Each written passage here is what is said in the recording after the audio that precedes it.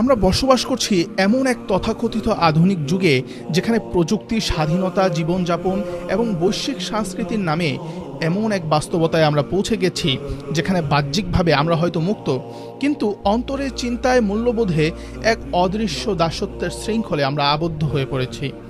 Netflix, smartphone এবং social মিডিয়ার এই যুগে মানুষ হয়তো মনে করে সে খুবই স্বাধীন, কিন্তু প্রকৃত প্রশ্ন হলো, আমরা কি আসলেই স্বাধীন, নাকি আমরা এক নতুন ধরনের দাসত্বে জড়িয়ে পড়েছি যেটা আগের যুগের দাসত্বের চেয়েও অনেক বেশি ভয়ঙ্কর।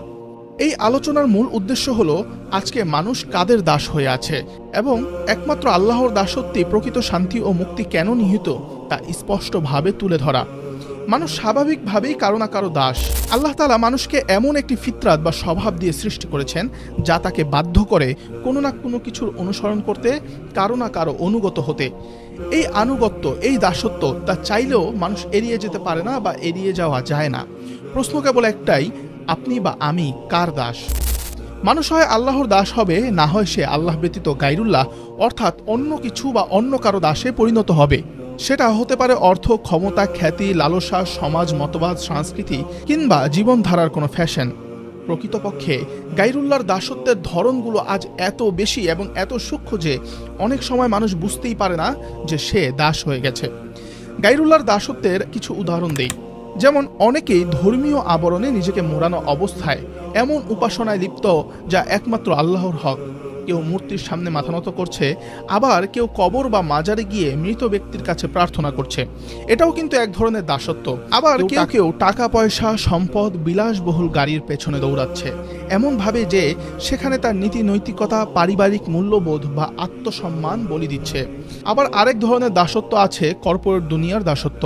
কর্পোরেট দুনিয়ায় তথাকথিত সাফল্যের পেছনে ছুটতে গিয়ে মানুষ এমন এক জীবনে আবদ্ধ হয়ে পড়ে যেখানে সে কৃত্রিম আচরণ, ভণ্ডামি এবং চরম মানসিক চাপের মাঝে নিঃস্ব হয়ে পড়ে। সবচেয়ে ভয়ঙ্কর দাসত্ব হলো বুদ্ধিভিত্তিক বা চিন্তাগত দাসত্ব। এই দাসত্ব সবচেয়ে ভয়ঙ্কর, কারণ এখানে মানুষকে দাস বানানো হয় এমনভাবে যে সে বুঝতেই পারে না যে সে দাস।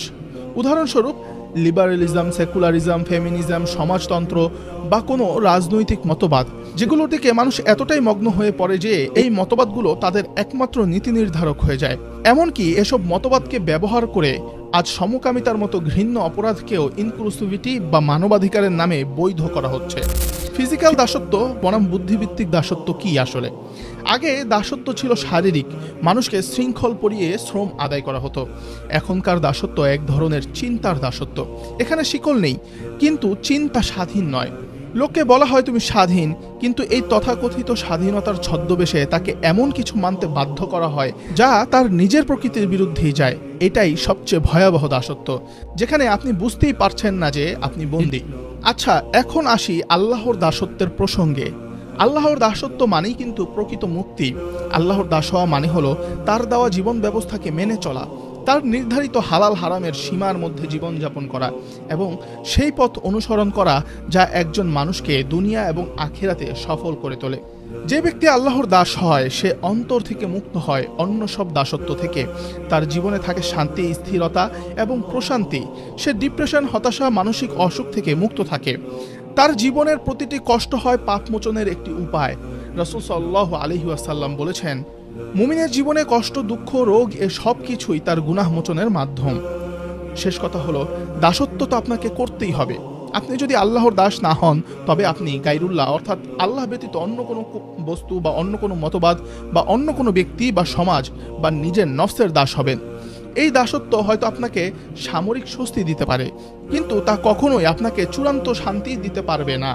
অন্যদিকে আল্লাহর দাসত্ব এমন এক মুক্তি যা আপনাকে এই দুনিয়াতে প্রশান্তি এবং আখিরাতে জান্নাত এনে দেবে। আপনার সিদ্ধান্তই আপনাকে গন্তব্যে পৌঁছে দিবে।